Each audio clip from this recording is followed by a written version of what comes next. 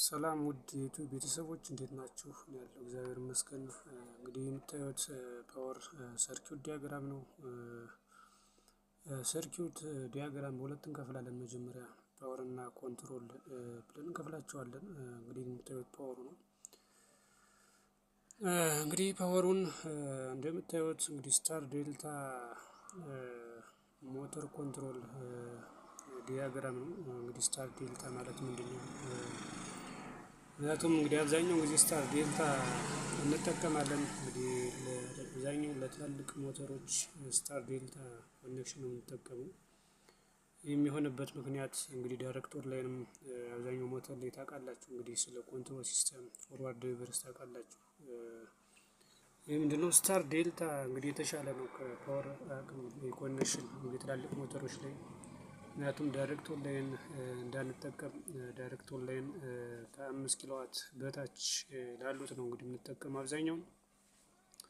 ምክንያቱም እንግዲህ ዳይሬክት ኦንላይን እስከ 7 ኪሎዋት መሄድ ይቻላል። ግን እነዚህ የምታዩዋቸው እስከ 15 እና ከዛ በላይ 10 ሊሆን ይችላል።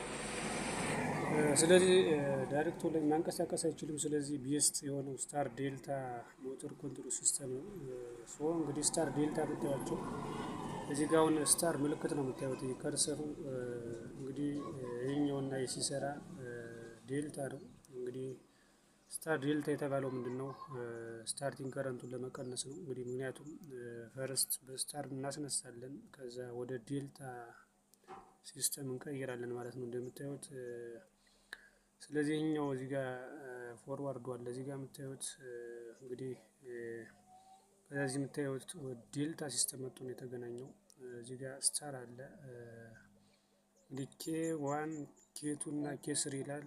ኬ ዋን እና ኬቱ ነው እንግዲህ ፈርስት ስታርት የሚያደርገው በስታር ማለት ነው።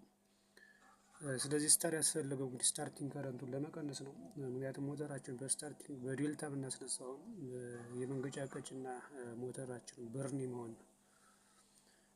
አጋጣሚ ስለሚከሰት ስለዚህ ኬዋን እና ኬቱ ይነሳል ማለት ነው በስታር። ከዛ ምንድነው ቼንጅ ያደርጋል እንግዲህ እዚህ ጋር ስዊች በመጠቀም እንግዲህ አውቶማቲክ ከሆነ ራሱ ታይሚንግ ሲስተም ስላለው ታይመሩ ይቀይረዋል ማለት ነው። ስለዚህ በዴልታ ለምን አናስነሳም? ምክንያቱም በዴልታ ጊዜ ስታርቲንግ ከረንቱ ሃይ ስለሆነ ነው።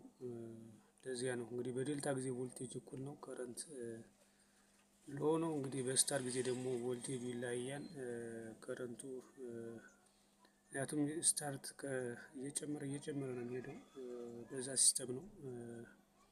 ስለዚህ ሎ ስለሆነ ነው እንግዲህ ወደ ዴልታ ሲስተም ቀይረን